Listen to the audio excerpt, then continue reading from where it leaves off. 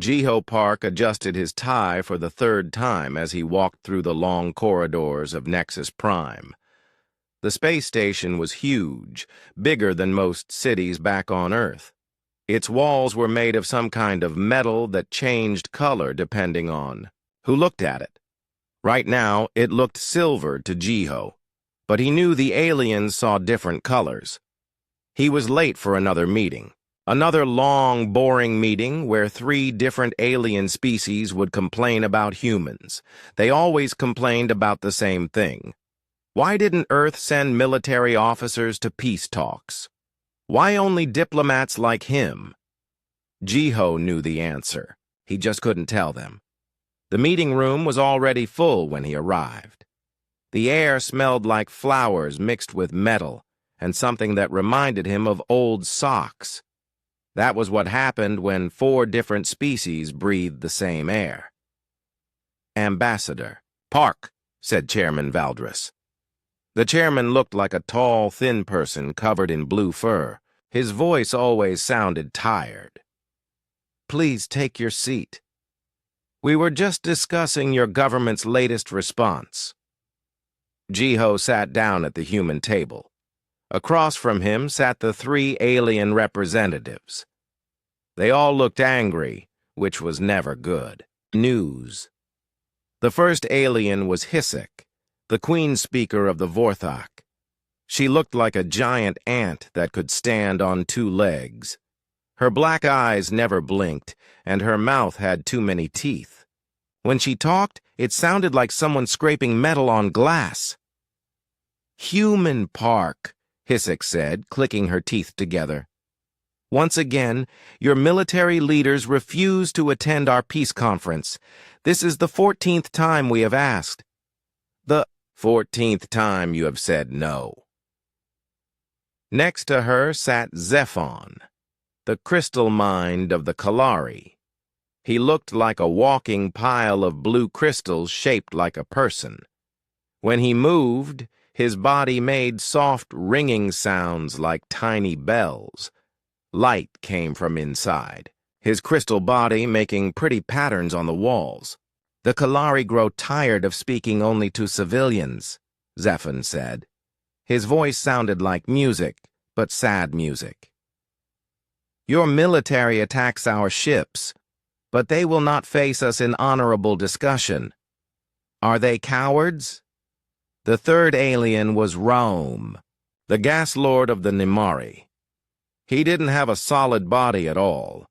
Instead, he was a cloud of green and purple gas that stayed together inside a clear suit shaped like a person.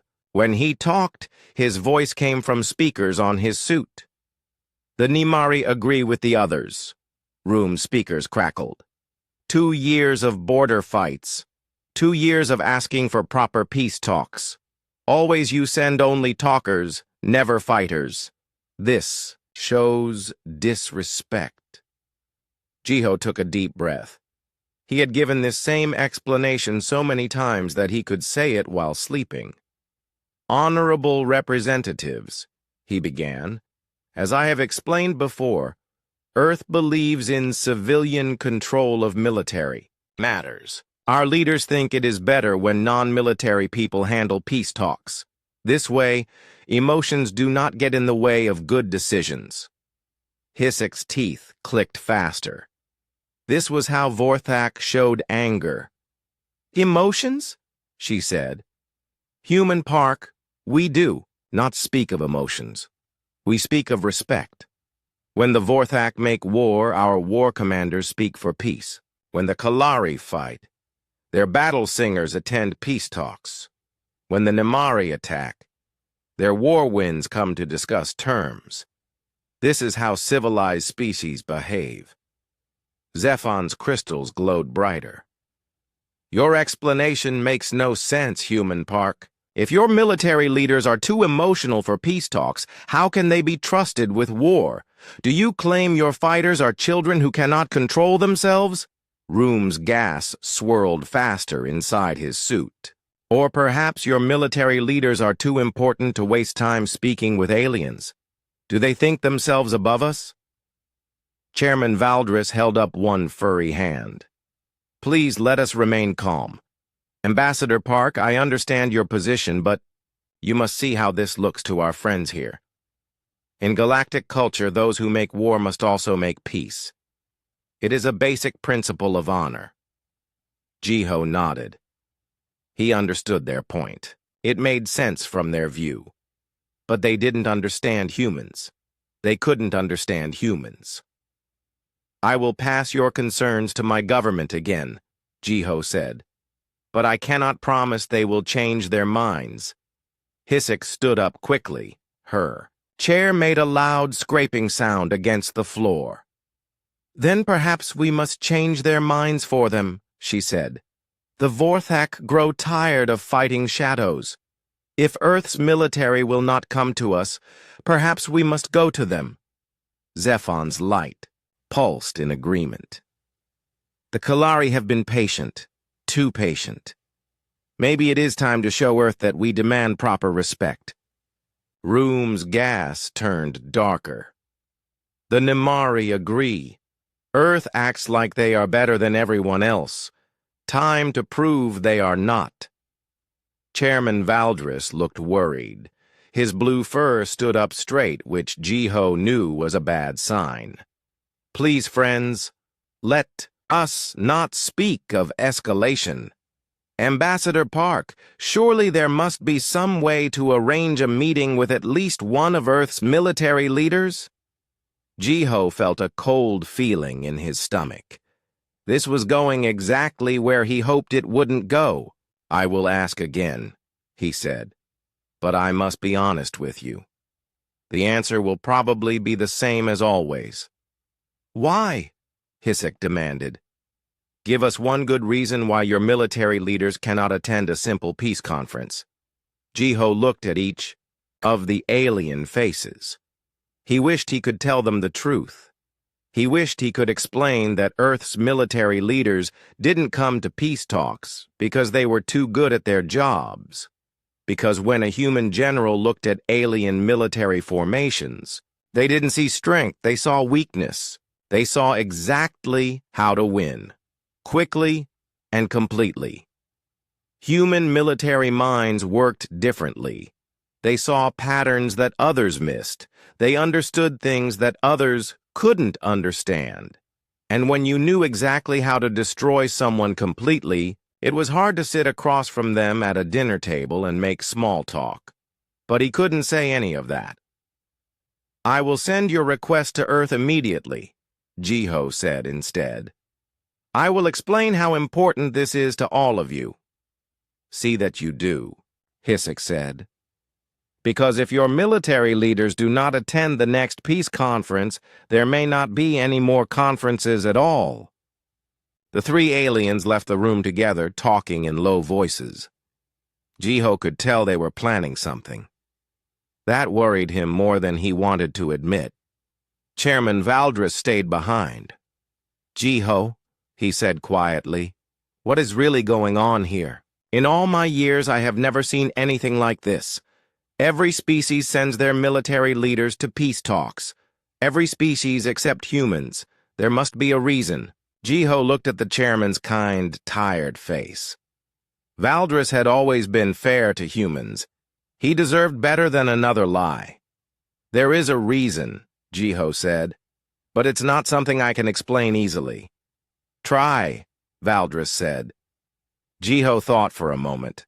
How could he explain something that even he didn't fully understand? Have you ever been really good at something, Valdris? So good that it made other people uncomfortable? Valdris nodded slowly.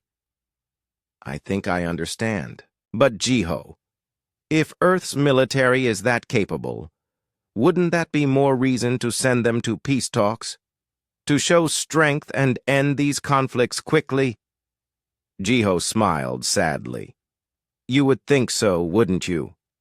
He left the meeting room feeling heavy inside. He had to send another message to Earth, asking the same question he had asked 14 times before, and he already knew what the answer would be. As he walked back through the colorful corridors of Nexus Prime, Jiho wondered how much longer they could keep this up. How long before the aliens did something that forced Earth's military to show what they were really capable of? He hoped he would never find out. General Woo-Jin Kim was drinking his morning coffee when the message from Jiho arrived. He read it while standing at the big window in his office that looked out over Seoul. The city was busy as always, with flying cars moving between the tall buildings like streams of light. He finished reading and sighed. Then he pressed a button on his desk. "Admiral Lee and Air Marshal Choi, please come to my office. We have another situation." Within 10 minutes, both officers were sitting across from his desk. Admiral Minseo Lee was a small woman with sharp eyes who commanded Earth's Space Navy. Air Marshal Dong-Yun Choi was tall and thin, in charge of all atmospheric and space fighters. Together, the three of them ran Earth's entire military. "Another peace conference request," General Kim said, handing them copies of Jiho's message. "And they're getting angry about us not sending military representatives." Admiral Lee read the message twice. "The aliens are threatening to escalate if we don't send someone?" "That's what it sounds like," General Kim said. "Jiho thinks they might actually do something stupid." Air Marshal Choi looked up from his copy. "Define stupid." "The kind of stupid that makes us have to show them why we don't come to peace talks," General Kim said. The three officers sat in silence for a moment. They all knew what that meant. Admiral Lee spoke first. "Maybe we should consider sending someone this time, just to keep the peace." "Who?" General Kim asked. "You? Me? Choi?" Can you imagine sitting in a room with alien military commanders making polite conversation while knowing exactly how to defeat their entire species in under a week? It would be awkward, Air Marshal Choi agreed.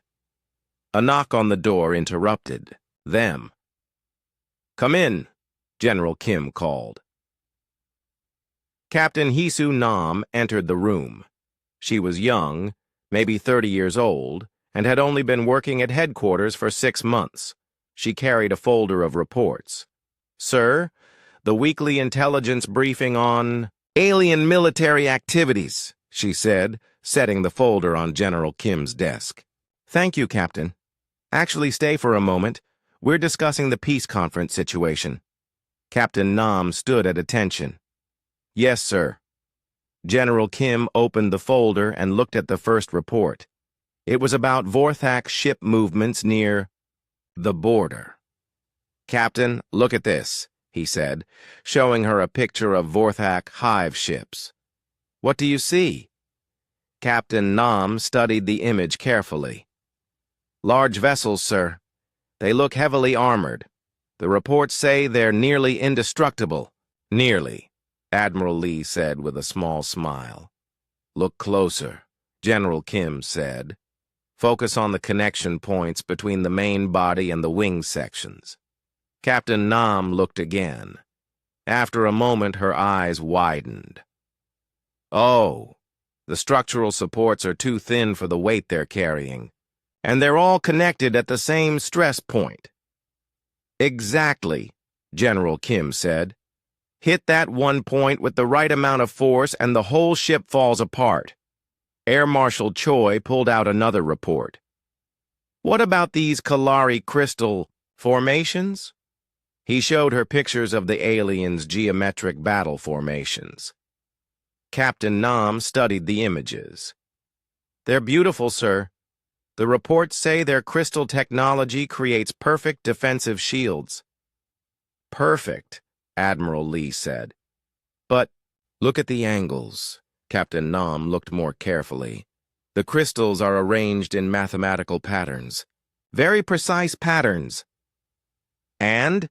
Air Marshal Choi prompted. "And all crystals have natural fracture lines. If you know the pattern, you know where they'll break." "Very good," General Kim said. "One more." He showed her a video of Nimari gas form, fighters moving through space. The Nimari can change shape at will, Captain Nam said. The reports say they're impossible to target because they have no solid form. Watch how they move, Admiral Lee said. Captain Nam watched the video 3 times. They maintain specific density ratios even when changing shape, and they react to electromagnetic fields in predictable ways. Which means, General Kim asked, which means you could disrupt their cohesion with the right frequency of electromagnetic pulse. Exactly. Captain Nam looked confused. Sir, if we know all this, why don't we share it with the aliens? We could end these border conflicts immediately. The room went quiet. General Kim, Admiral Lee, and Air Marshal Choi all looked at each other. Captain, General Kim said slowly, how do you think the aliens would react if they knew we had figured out how to defeat them this easily? Captain Nam thought about it. They might think we were planning to attack them. Or they might decide to attack us first before we could use that knowledge, Air Marshal Choi added. Or they might surrender immediately and ask to become our subjects, Admiral Lee said, which creates a whole different set of problems. Colonel Taewon Jang, who had been quiet until now, spoke up from his corner of the room. Captain, the biggest secret in the galaxy is how humans think about warfare. We don't just see what is. We see what could be. Every weakness, every possibility, every way to win. It's not that we're smarter than other species, General Kim explained. We just think differently. We see patterns they miss. We understand systems they take for granted. The problem, Admiral Lee said, is that once you see these things, you can't unsee them. Imagine sitting across from someone at a peace conference, trying to negotiate while your brain is automatically calculating 17 different ways to defeat them. It would be like playing chess with a child, Air Marshal Choi said. You'd win every time, but where's the honor in that? Captain Nam nodded slowly. So we don't send military representatives because we don't want the aliens to know how much we know. Partly, General Kim said, but also because it's uncomfortable for us. When you can see exactly how to win a war, peace talks become very strange conversations. What if the aliens escalate? Captain Nam asked. What if they attack? The 3 senior officers exchanged another look.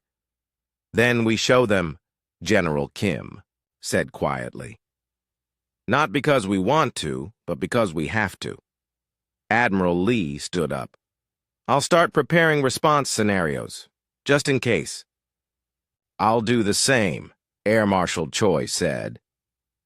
After they left, General Kim sat alone with Captain Nam. Captain, I want you to understand something, he said. We're not trying to be superior to other species. We're trying to avoid proving that we are. There's a difference.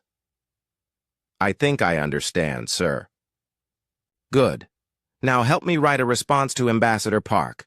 We need to tell him once again that our military leaders are unavailable for peace conferences. As they worked on the message, General Kim hoped the aliens would accept another refusal. He hoped they wouldn't do anything that would force Earth to demonstrate why human military leaders stayed away from peace talks. But in his heart, he knew that hope was probably useless. Sooner or later, someone would push too hard. And then the galaxy would learn why humans preferred to keep their military capabilities secret. The message they sent was polite and diplomatic. It said that Earth's military commanders were committed to ongoing operations and could not attend peace conferences at this time. It promised that civilian representatives would continue to work toward peaceful solutions. It didn't say that Earth's military commanders had spent the morning identifying new ways to defeat 3 alien species without even trying very hard. Some truths were too dangerous to share. The Vorthak warship Razor's Edge drifted in the empty space between star systems. Inside its dark corridors, three species that normally hated each other were meeting in secret. War Commander Scrix of the Vorthak paced back and forth while the others watched.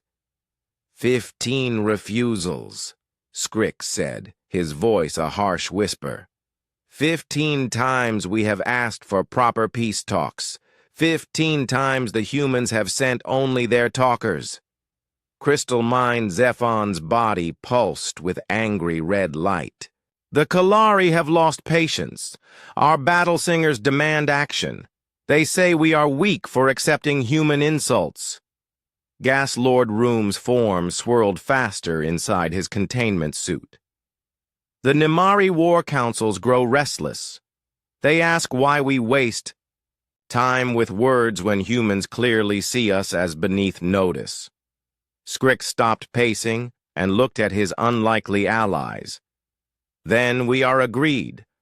Words have failed. It is time for action. What do you propose? Zephon asked. Scrix activated a holographic display in the center of the room. It showed a star map with human colony worlds marked in blue dots. Here, Scrix said, pointing to one blue dot. New Busan. A human colony world with only basic defenses. Small enough that we can overwhelm it quickly, large enough that Earth will have to take notice. Room drifted closer to the display. You suggest we attack human civilians? I suggest we force their military leaders to finally face us, Scrix corrected. We take the colony, we hold it, and we demand that Earth send real negotiators to get it back. Not diplomats, not civilians, military commanders who can make real decisions. Zephon's crystals chimed softly as he considered this. The plan has merit, but can we trust each other enough to work together? For this, yes, Scrix said. Our fleets combined will outnumber any human defense force they can send to one colony world. Even if they respond quickly, we will have time to prove our point. What, about their reinforcements? Room asked. Scrix's mandibles clicked in what passed for a Vorthak smile. That is exactly what we want. Let them send their real military leaders to face us. Then we can have the proper peace talks we have been demanding. The three commanders spent the next several hours planning their attack. The Vorthak would provide the main assault force. Their hive ships were tough and carried thousands of warriors. The Kalari would contribute their shield technology to protect the fleet. The Nimari would use their shape-shifting abilities to scout ahead and provide stealth support. Meanwhile, on New Busan, Colonel Sunho Park was reviewing the morning reports when his communication officer called out. Sir, we're getting some strange readings from the long-range sensors. Colonel Park looked up from his desk. What kind of strange? Multiple ships approaching the outer system. Mixed signatures. Looks like Vorthak, Kalari, and Nimari vessels. All together? Colonel Park asked. That's unusual. Those three species don't usually cooperate. No, sir, they don't. But the computer is showing at least 30 ships, maybe more. Colonel Park felt a familiar sinking feeling in his stomach. He had been a soldier for 20 years, and he had learned to recognize when someone was about to do something very stupid. How long until they reach us? He asked. At current speed, about 18 hours, sir. Colonel Park thought for a moment. New Busan had a small defense fleet, 6 ships, and a few hundred ground troops. Against 30 alien warships, they would last maybe an hour if they were lucky. But that wasn't what worried him. What worried him was what would happen after they lost. Get me a priority channel to Earth Command, he ordered. Security level Alpha. While his communications officer worked on the connection, Colonel Park walked to the window of his office. New Busan was a nice planet. Blue skies, green forests, mountains in the distance. About 2 million people lived here, mostly farmers and their families who had come looking for a simple life away from Earth's crowded cities. They didn't deserve to become pawns in an alien political game. The communication panel beeped. "Earth Command on the line, sir." "This is Colonel Sunho Park, commanding New Busan Defense Force," he said into the microphone. "I need to speak with General Kim immediately." "Colonel Park, this is General Kim," came the reply after a few seconds. "What's your situation?" "Sir, we have incoming hostiles. Mixed alien fleet, approximately 30 ships. Vorthak, Kalari, and Nimari working together." There was a long pause. "All 3 species?" General Kim asked. "Working together?" "Yes, sir. This looks coordinated. I think they're trying to force our hand." Another pause.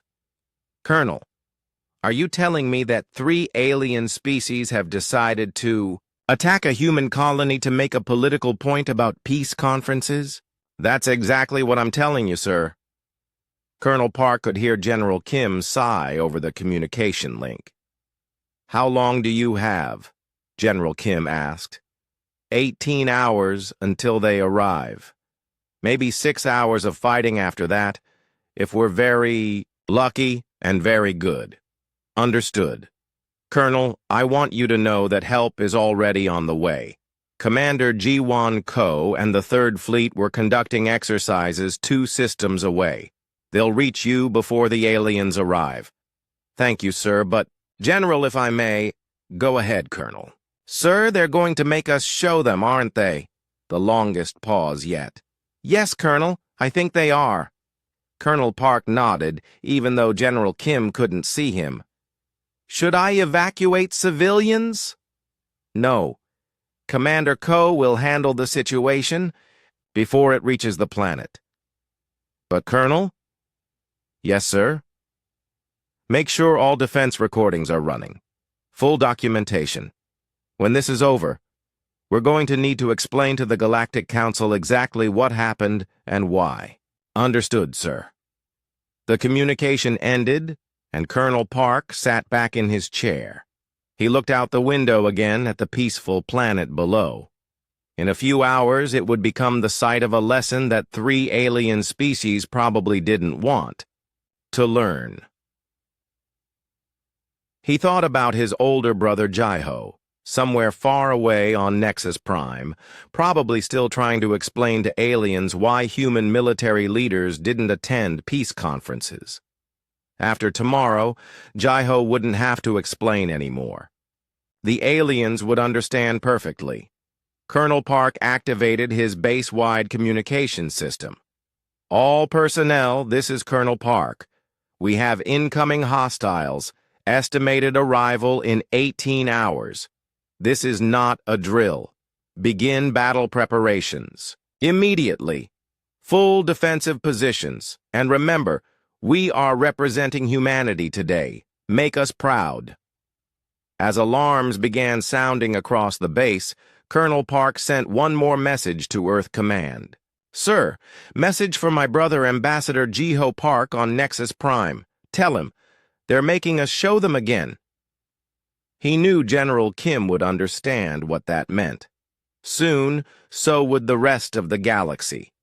The alien fleet continued its approach to New Busan, confident in their plan. They believed they were about to force Earth's military leaders into proper peace negotiations. They had no idea they were about to learn why those military leaders preferred to stay away from such meetings. Commander Ji-won Ko stood on the bridge of the TNS Seoul, watching the tactical display as her fleet moved into position around New Busan. The 3rd Fleet consisted of 12 human warships. Not impressive by numbers, but she knew numbers weren't everything. "Commander," her tactical officer called out. "Alien fleet detected at the edge of the system. 31 ships confirmed. Mixed Vorthak, Kalari, and Nimari vessels." Are they in formation? Commander Ko asked. Yes, ma'am. Standard attack formation. They're not trying to hide their intentions. Commander Ko nodded. That was actually good news. If the aliens were being obvious about their attack, it meant they wanted to make a point, rather than cause maximum damage. That made her job easier. Open a channel to the alien fleet, she ordered. Channel open, ma'am. Attention alien vessels, Commander Ko said, her voice calm and professional. This is Commander Jiwon Ko of the Terran Defense Force. You are approaching human territory without authorization. Please state your intentions. The response came quickly. War Commander Skrix's harsh voice filled the bridge. Human Commander, I am War Commander Skrix of the Vorthak Imperial Fleet. We come to claim this world in the name of the Allied Species Council. Your colony has been selected for occupation until Earth agrees to proper peace negotiations. See? Commander Ko said. And by proper peace negotiations, you mean negotiations that include military representatives from Earth? Exactly. Your diplomats are not sufficient. We demand to speak with your true leaders. Commander Ko looked around her bridge. Her officers were all listening carefully. They knew what was about to happen. War Commander Skrix, she said, I am authorized by Earth Command to offer you one chance to withdraw peacefully. Your grievances about diplomatic protocols can be addressed through proper channels. There is no need for violence. Crystal Mind Zephin's musical voice joined the conversation. Human Commander, we have tried proper channels for 2 years. Earth ignores our reasonable requests. Today we take action. Gas Lord Room's electronic voice crackled through the speakers. The Nimari support this action. Earth must learn respect. Commander Ko sighed quietly. She had hoped they would be reasonable, but she had expected this response. Very well, she said. All alien vessels, you have 30 minutes to withdraw from this system. After that time, I will consider you hostile and act accordingly. War Commander Skrix's mandibles clicked in amusement. Human Commander, you have 12 ships. We have 31. Do you truly think you can defeat us? I think, Commander Ko said carefully, that you don't understand what you're asking for. She closed the communication channel and turned to her tactical officer. Lieutenant Hanbin Lee, load the special analysis into the targeting computers. All ships. Yes, ma'am. Loading Vorthak structural analysis, Kalari harmonic resonance data, and Nimari electromagnetic disruption frequencies. Commander Ko activated the fleet communication channel. All ships, this is Commander Ko. In 29 minutes, we are going to give 3 alien species exactly what they asked for. They want to see Earth's military in action. Today, they get their wish. She paused, looking at the tactical display where 31 alien ships were moving steadily toward New Busan. Remember, we're not here to destroy them. We're here to stop them and make a point. Minimum necessary force. Disable, don't destroy. We want survivors who can go home and explain what happened here. Ma'am, her communications officer said, the aliens are hailing us again. Put them through. This time it was Crystal Mind Zephon speaking. Human Commander, surely you do not intend to fight against such odds. We offer you honor in surrender. Your ships may withdraw, and we will treat your colonists well.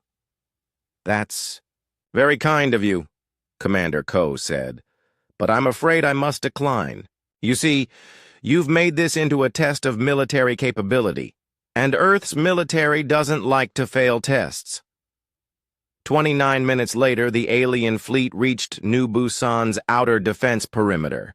They came in the classic three-pronged attack, formation that had served them well against other species. Commander Ko watched them approach on her tactical display. The Vorthak hive ships formed the center, their thick armor and powerful weapons designed to smash through enemy lines.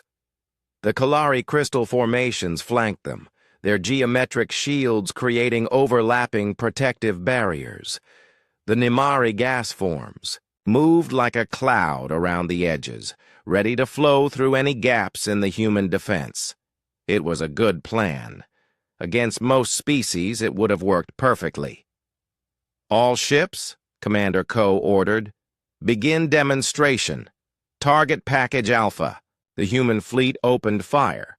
But these weren't the wild, desperate shots of an outgunned force. Every shot was carefully aimed at specific points on specific ships. The tactical computers had identified the exact structural weaknesses that human analysts had discovered months ago. The first Vorthak hive ship to be hit was the Bone Crusher, War Commander Scrix's flagship. A single, precise shot struck the junction point between the main hull and the port wing section. The massive ship shuddered, then broke apart as the structural supports failed exactly as predicted. "Impossible!" Scrix's voice screamed across the communication channels. But the human ships were already moving to their next targets. The Kalari crystal formations were next. The TNS Sol fired a spread of harmonic resonance missiles that struck the geometric patterns at precisely calculated angles. The beautiful crystal shields shattered like glass, their fracture lines following the mathematical patterns that human computers had mapped weeks ago. How did they know? Crystal Mind Zephon's musical voice was filled with shock.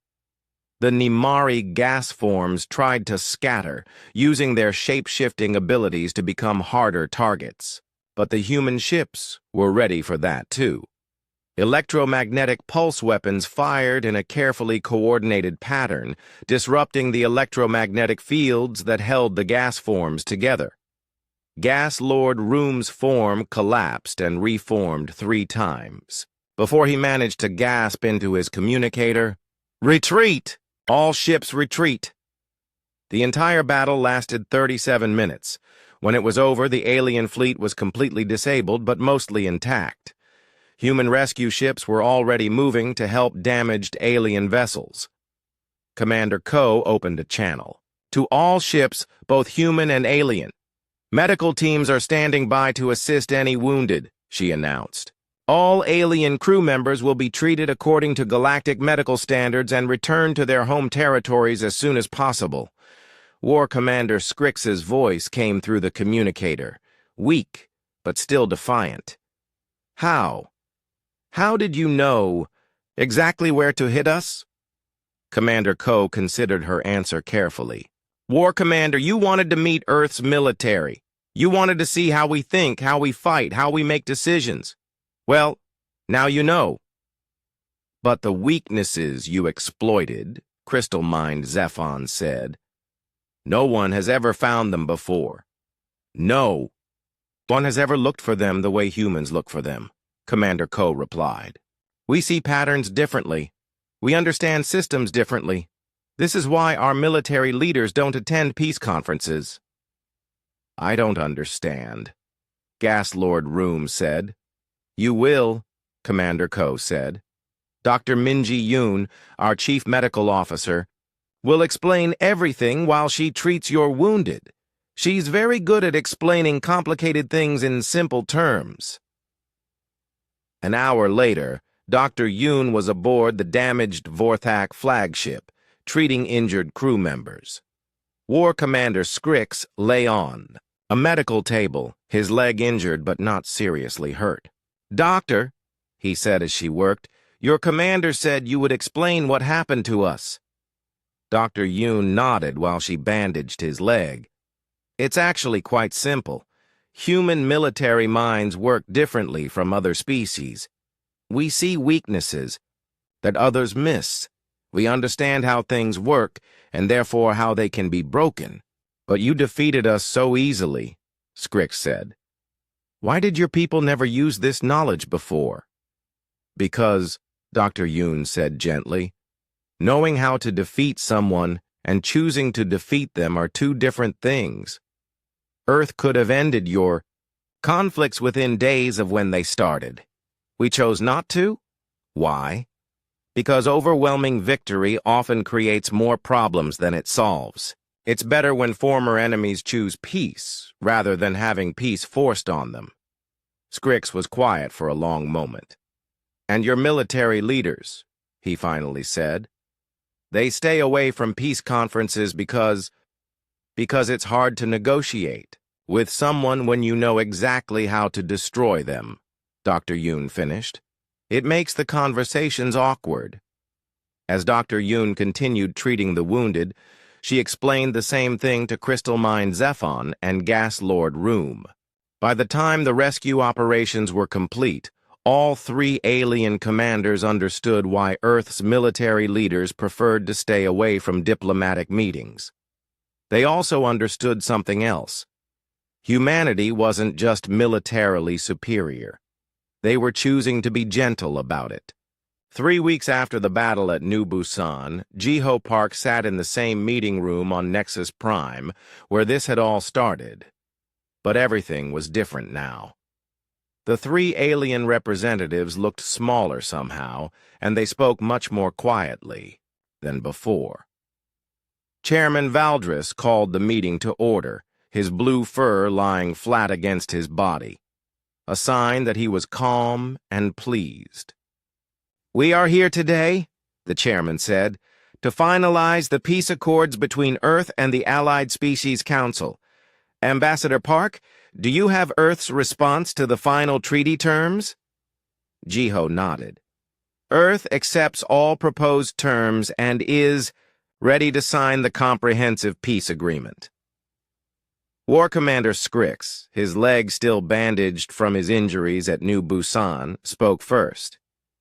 "Before we sign, Human Park, the Vorthak have questions." "Of course," Jiho said. "What would you like to know?" "Your military commander, Ko, she said that Earth could have ended our conflicts within days. Is this true?" Jiho looked at the alien who had once seemed so frightening. Now Scrix just looked tired and confused. "Yes," Jiho said simply. "It's true." Crystal mined. Zephon's crystals pulsed with a soft, sad light. The Kalari wished to understand. If Earth had such capability, why did you allow the conflicts to continue for 2 years?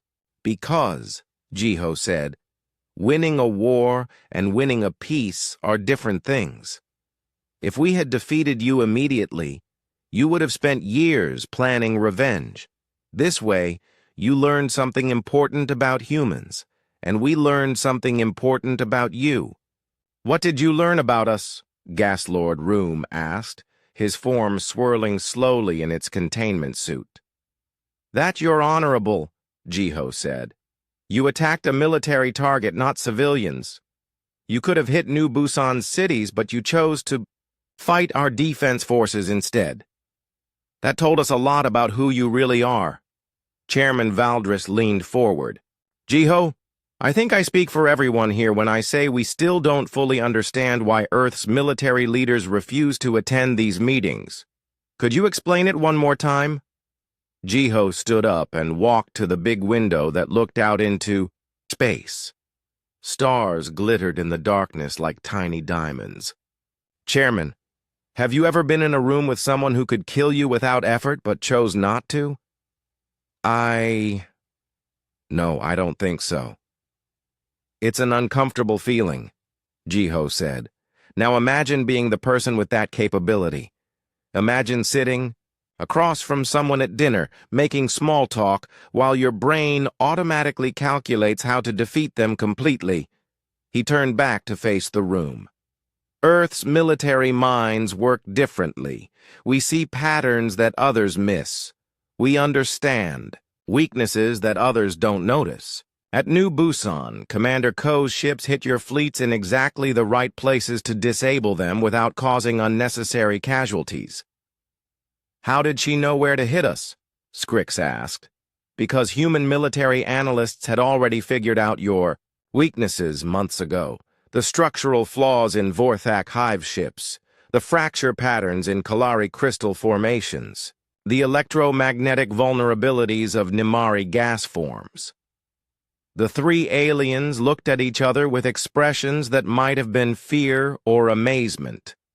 All this time, Zephon said slowly, you knew how to defeat us.